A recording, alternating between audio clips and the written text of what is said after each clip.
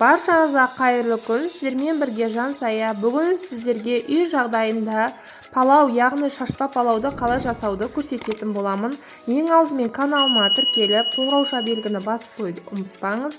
Отбасыңызға лайықтап аласыз. Неғұрлым сұйық майыңыз көп болса, соғұрлым палауыңыз дәмді болады. Сұйық май астында қалып кетеді. Мен 200 грамдай сұйық май алдым. Менде ет, жылқының еті және кішкене ғана мынау қойдың еті. Пияз және сәбіз. Сәбізді бұдан да көптеу турасаңыздар болады.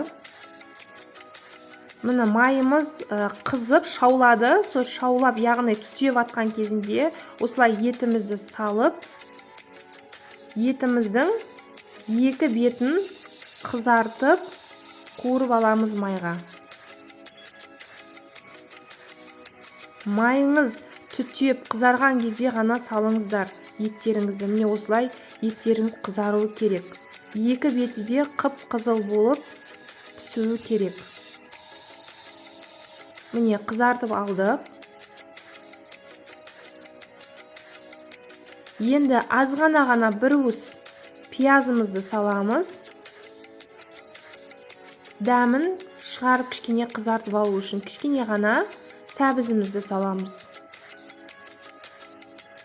Осыларды кішкене қуырып аламыз. Пиязымыз, сәбізіміз қызарғанша.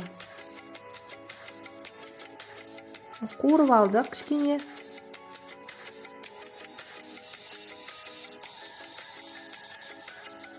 Енді үстіне жаңа қалған сәбізімізді, пиязымызды салып, барлығын қуырамыз.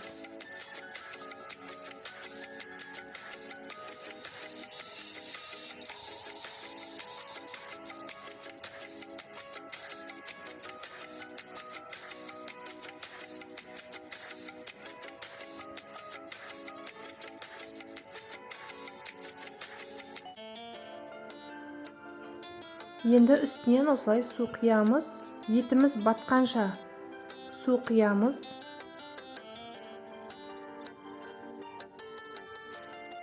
Менде етім кішкене батыңқырамай тұр. Сол себепті тағы кішкене ғана су құямын. Дәміне қарай тұз саламыз.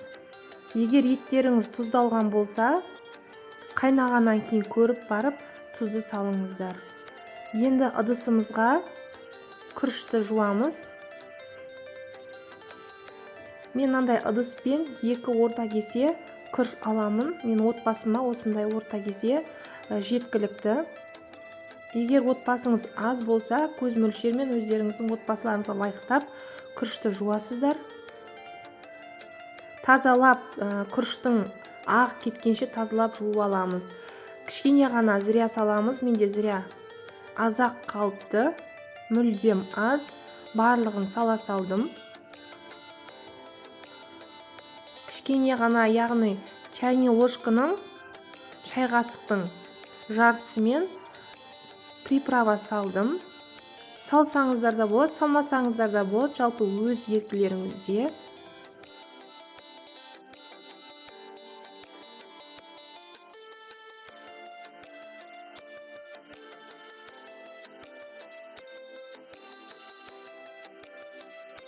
Палаудың приправасын көп салып жібермеңіздер, қатты дәмін алып кетеді приправаның. Сол себеп сәл ғана салсаңыздар жеткілікті. Етіміз піскенше қайнатып аламыз жай отта. Әр ет әртүрлі, жас мал болса тез піседі, кәрі мал болса ұзақтау пісіріп аласыздар еттеріңізді. Енді үстінен жаңағы жуып алған күрішімізді саламыз.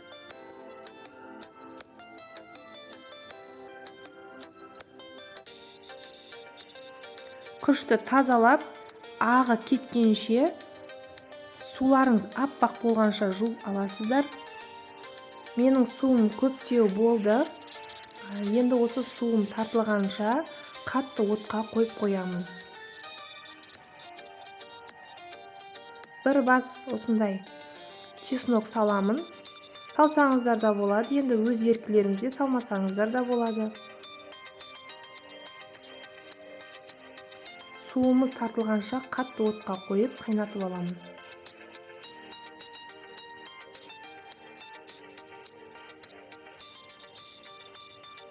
Міне тартылды.